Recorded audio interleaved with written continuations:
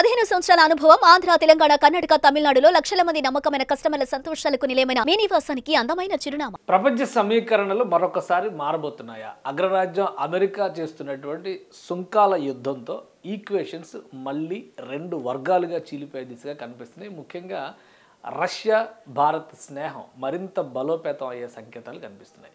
భారత రక్షణ సలహాదారు అజిత్ దోవల్ రష్యాలో అడుగుపెట్టారు. దీంతో కొత్త చర్చ నడుస్తోంది. సుంకాల పేరుతో 25% ట్యాక్సుల్ని భారత్ పైన డొనాల్డ్ ట్రంప్ మోగించారు.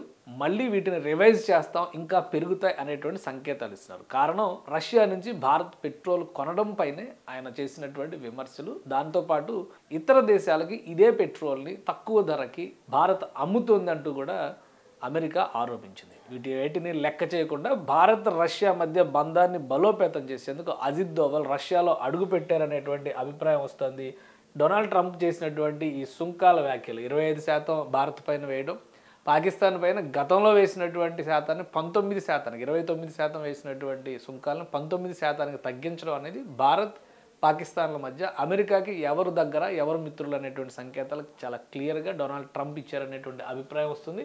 ఈ క్రమంలోనే Ajit Doval national security advisor రష్యాలో అడుగుపెట్టారు. కీలకమైనటువంటి కొన్ని చర్చలు జరగబోతున్నాయి. ఆపరేషన్ సింధూర్ సందర్భంగా ప్రపంచం దృష్టిని ఆకర్షించినటువంటి S-400 రక్షణ వ్యవస్థల్ని భారత్ మరింత బలోపేతం చేయబోతుంది. రష్యాతో కలిసి S-500ని డెవలప్ చేయబోతుంది. అలానే Su-57 జెట్లను కూడా భారత్ కొనుగోలు చేయబోతుంది. వీటికి సంబంధించినటువంటి డీల్స్ రష్యాతో పెండింగ్లో ఉన్నాయి.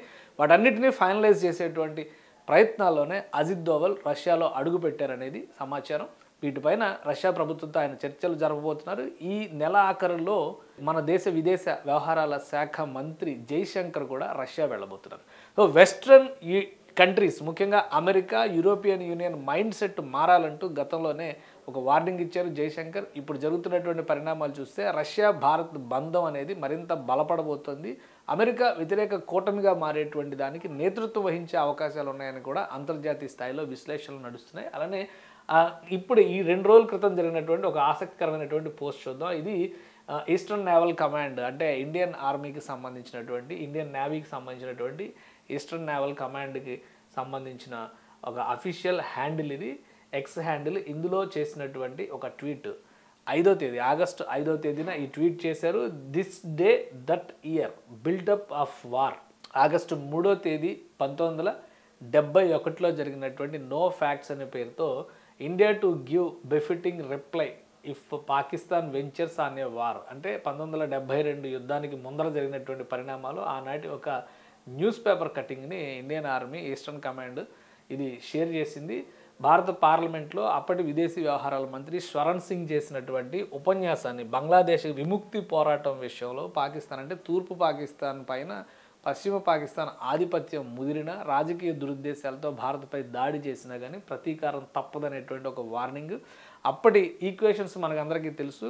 ఆ సమయంలో భారత్ పైన పాకిస్తాన్ కయ్యానికి కాలు దూతున్న సమయంలో అమెరికా పాకిస్తాన్కి అండగా నిలిచింది. అమెరికా అత్యంత బలోపేతమైన ఫిఫ్త్ ఫ్లీట్ తన నేవల్ కమాండ్ని పశ్చిమ తీరం వైపు మొబిలైజ్ చేసింది. అదే సమయంలో రష్యా, అప్పుడు సోవియట్ యూనియన్, తన ఆర్మీని, తన నేవల్ కమాండ్ని భారత్కు రక్షణగా పంపించడంతో ఇది అతిపెద్ద యుద్ధంగా మారే ప్రమాదం ఉంది, ప్రపంచ యుద్ధంగా మారే ప్రమాదం ఉంది అనేటువంటి అభిప్రాయంతోనే ప్రపంచ దేశాలన్నీ కూడా శాంతి వచనాలు పలికాయి. ఆ తర్వాత ఇండియా పాకిస్తాన్ యుద్ధంలో ఏం జరిగింది, బంగ్లాదేశ్ విముక్తి ఎలా జరిగింది అనేది అందరికీ తెలుసు.